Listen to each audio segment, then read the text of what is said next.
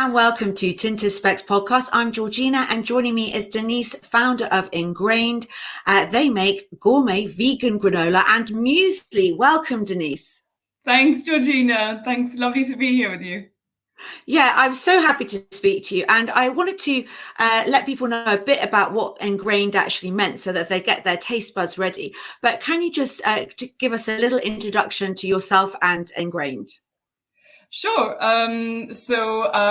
My name is Denise. I live in London with my family. I've got 2 children, and I started Engrained about the middle of 2020. It started out of pure necessity, really, just for my own consumption and my family's consumption. We love to eat granola and muesli. That's kind of I don't know whether it's a Swiss thing, but I'm half Swiss, half Indian, and that's the type of food that I grew up with. My husband happened to be spending a lot of time at home during the first lockdown because he works in hospitality and was furloughed during the first lockdown. So we just spent a lot of time at home, just first of all fixing up a house that we just moved into, and then cooking. Like, food and cooking took over our lives. I'm not even going to mention the homeschooling, but cooking, experimenting with food, and preparing snacks for kids just became sort of our first preoccupation. And putting together my own mix of, seeds and grains was a way to make sure that my kids were getting, adequate nourishment when we weren't really leaving the house and didn't necessarily have the same routines and schedule that we usually had. And so I figured, my husband eats muesli, we like granola, it's the same basic ingredients. Let's just try our own mixes. And I had fun with it, which was the first thing. So I was really happy to find something that I could experiment with, because I like to be quite experimental and creative in the kitchen. And started it for my own family. They loved it. Started handing it out to a few other friends and neighbours and stuff, and it kind of took out from there. I did not set out to start a business at all, but somehow it has turned into one, and I'm the first one surprised, to be honest. I was going to say, did you think that this would happen a year, in 2019? Had you ever thought about doing anything like this before? No, I'd actually really struggled to find a career, to find a new direction after having children. Prior to that, I'd worked in hospitality, so hotels. Both my husband and I used to work in hotels, and we traveled a lot. We lived a bit all over the world, and settling in the UK was a bit of a shock to the system, because we were sort of used to the expat lifestyle, and you sort of, it's quite common that you, as the wife, there's a horrible term, I don't know whether you've heard it, but the trailing spouse. You basically follow your partner wherever they get posted to, and you sort of you pick up your life wherever you land, and then you sort of try to make the best of whatever situation you land in.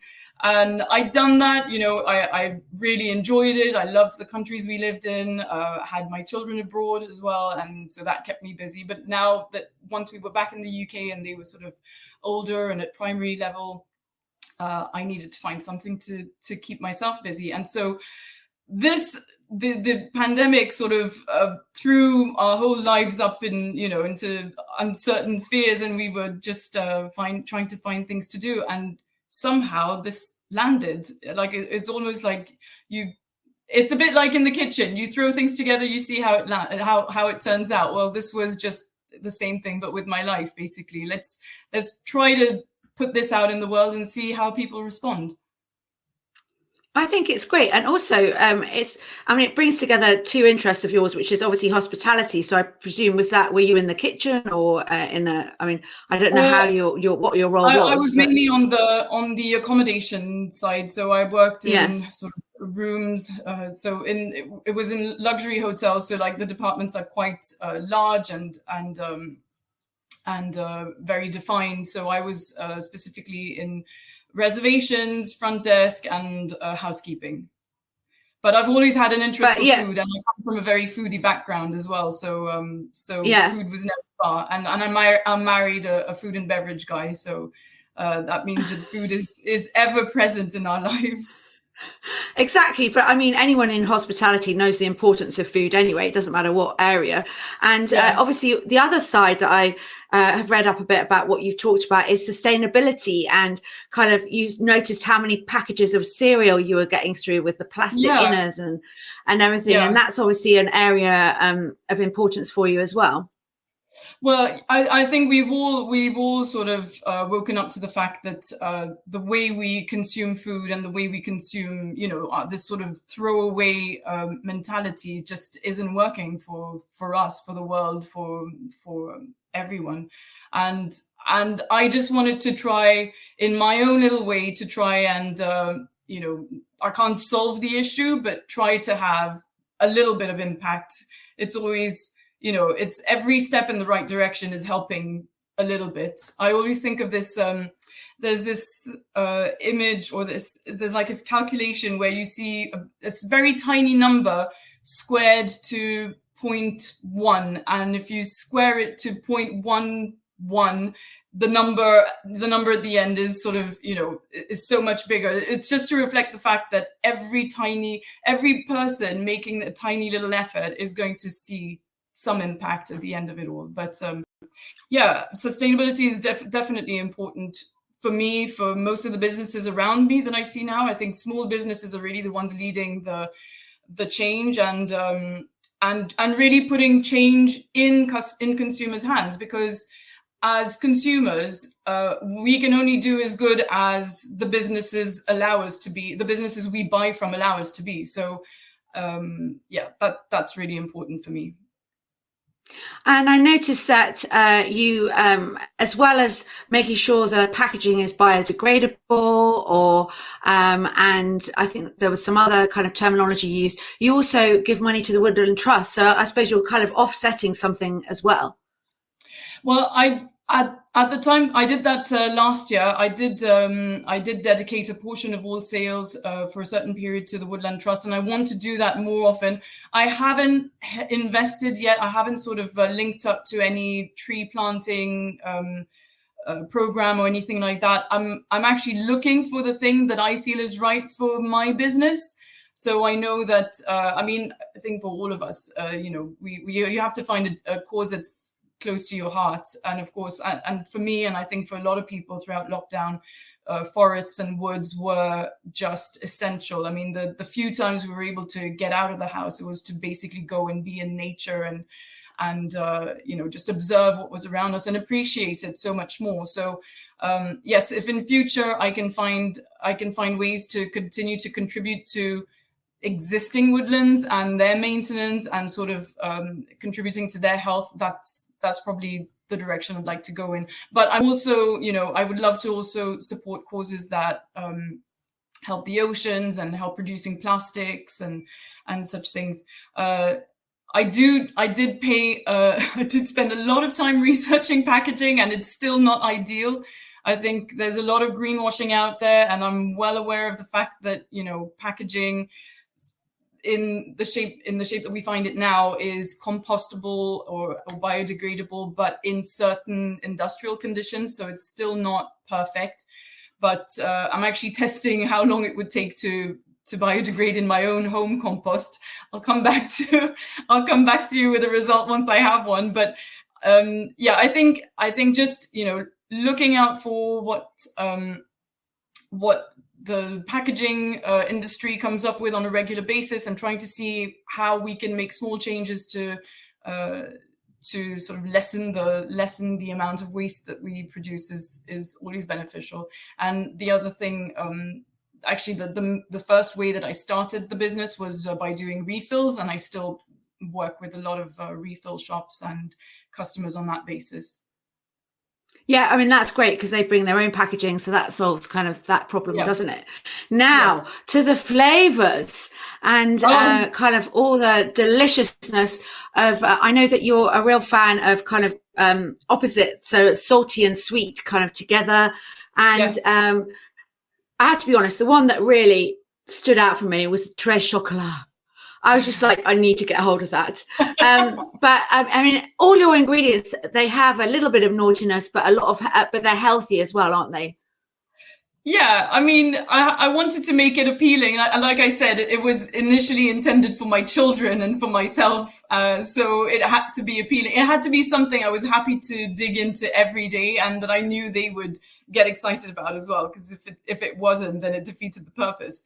But equally, I needed it to be, healthy, nourishing, and keep them full for a few hours because I didn't want to be running around preparing snacks all the time. So it sort of had to tick a few boxes. But yes, there's definitely I put a huge emphasis on the flavors, and I think the fact that I have a background in cooking, or like because I enjoy cooking and because I love combining flavors and testing, how to mix spices with like that sweet and savory is very common in Asia, maybe Oriental cuisine, probably far more than Western cuisine.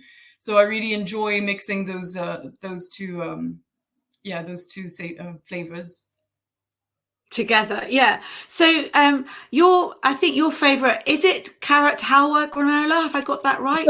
Or is it almond cinnamon crunch? I don't have a favorite. I can't pick a favorite because it's like your children, you love them all. But the carrot halva granola was it was an expression of sort of one of my favorite dishes or desserts growing up, and I think I had a real craving for that dessert the one day, and I was just like, how could I just didn't feel like all the calories. And if I don't know if you're familiar with Indian cuisine, but it tends to be quite heavy on ghee and heavy on sugar. Like if you're having their sweets, it's there's no forgiving. Like it goes straight to the hips. So I thought, like, how could I combine those flavors with something that's relatively healthy or something that I'm happy to eat in the morning because I know I'll probably burn off the calories during the day. And that's how I turned out the carrot halva granola. So it's combination of grated carrots and instead of the ghee and the sugar and the milk that goes into the dessert, I kept the cardamom flavors and added in some grated ginger, and maple syrup and lots of nuts, which are quite common in Indian desserts as well. So yeah, pistachios, cashews, and it turned out to be a hit. And I mean, I'm not just saying it because I like it. I've had such positive feedback, and it is really popular with a lot of my customers. So yeah, that. I'm hoping for my next sort of stroke of genius for what the next flavor is going to be. Yeah, no, I bet. And so when you first started out, you just kind of giving it to friends to see what they thought. And what was their reaction initially? I think a lot of people were like, oh, well, you've found a hobby and this is nice. Like, I think... It's funny because I think a lot of people sort of, I've heard this later from customers as well, have said, we gave it a try because it's you, because we know you, and because we felt we had to in a way. But I did ask people for very honest feedback. I actually, I created a little questionnaire, and when I gave them a jar, I said, here are my questions, and I need you to tick all these boxes and tell me what you think exactly. So I did get some very valuable feedback from the start, but it was very positive. And I think people were a bit surprised. They're like, this is actually quite different from what we can buy in the shop. I have a good friend who subsequently went and bought a range of granolas from an online supermarket and came back to me saying, right, I've tested about 15 granolas and I can confirm that yours is the best one that I've tried of all of the ones that were available to buy. So it was really heartwarming. It's funny because you kind of get, you're in your bubble when you're creating something, and your family probably feels they have to tell you it's good, although, kids are sort of a fail-safe kids won't lie. They'll tell you exactly how it is. But with friends and with grown-ups around you, you're not always sure. But I think past the first hurdle of like wanting to please me, people were actually quite honest and quite happy with what I produced. And did you have to make many tweaks to the recipes, or was it? Not too many. I did adjust some salt levels and some sometimes maybe intensified some of the like the cocoa or the cinnamon to highlight them a little bit more based on feedback that I received. But overall it worked pretty well from the start. And can I ask, because I have a friend who started a macaron baking business, and she just suddenly decided that's what she was going to do. And then she realized how hard it was. Is making granola, how hard is it to make good granola? I wouldn't say it's hard, but it's one of these things that requires, careful supervision. You can't let it burn. You kind of have to be all over it to make sure that, specifically if you're adding nuts or dried fruit or anything like that, you really have to be careful with how long you leave it in the oven. Yeah, but it isn't difficult. I mean, and this is the thing, a lot of people tend to make their own granola. So going into it, I just thought, oh, well, I'll just put my twist on it. And I can't imagine that it's going to be very different from what anyone else would do. And it's only later, sort of having spoken to more people and spoken to people who make their own granola, that they're like, well, I like to buy yours because it's just a notch above what I would make for myself, or it's just that little bit tastier, or, it's just a different flavor from what I would make. And that's, that makes me so happy, because I want it to feel and to taste like a homemade product. But I also wanted to have that ever so slight luxury feel to it. Like it is a premium product. I'm not. There's no way this could sell on supermarket shelves.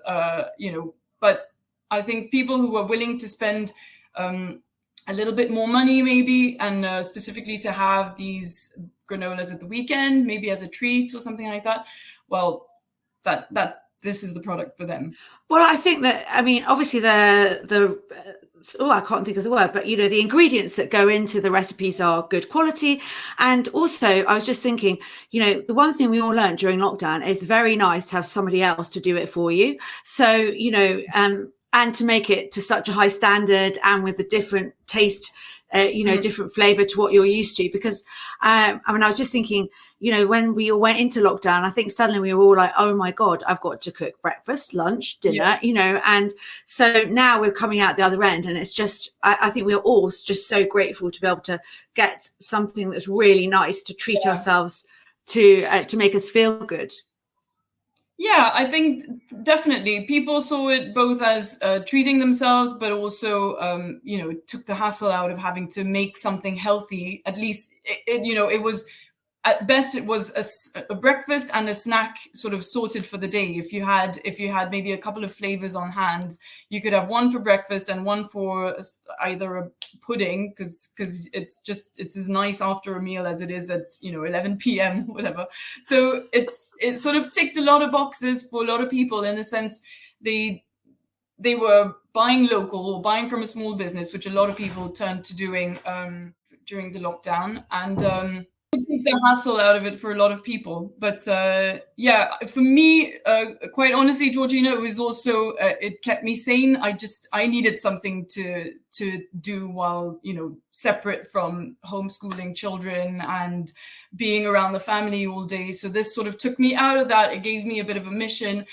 And it allowed me to meet people, to see people from outside of my own home, which was the biggest blessing, because I don't know if you remember, but the weeks on end of only seeing 3 people and not leaving your 4 walls, it was intense. It was really intense. Yeah, it really, really was, wasn't it? And now it's getting bigger and bigger, isn't it? So kind of what do you see happening in the next kind of year? Well, yeah, it has, I think for now, I've kind of reached the limit of what I can handle on my own. And I realized just how, crazy and, lucky I am that it has reached, those levels. But I know I need to make some changes to my business and how I run it. I've been thinking about them for a while. I still haven't made a decision on which direction I'm going to take it.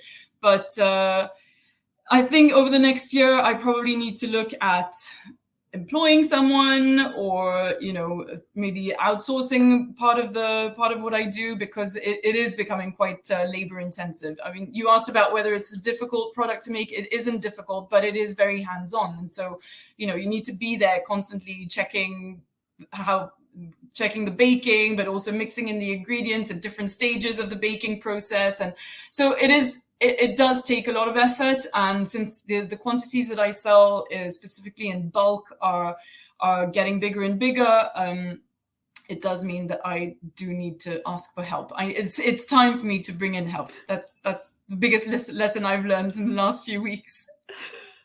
Well, I mean, I think it's fantastic. So kind of what other things have you learned over the last 18 months, do you think, while setting up this new business that technically you never thought you were going to do? I mean... Yeah, no, exactly that.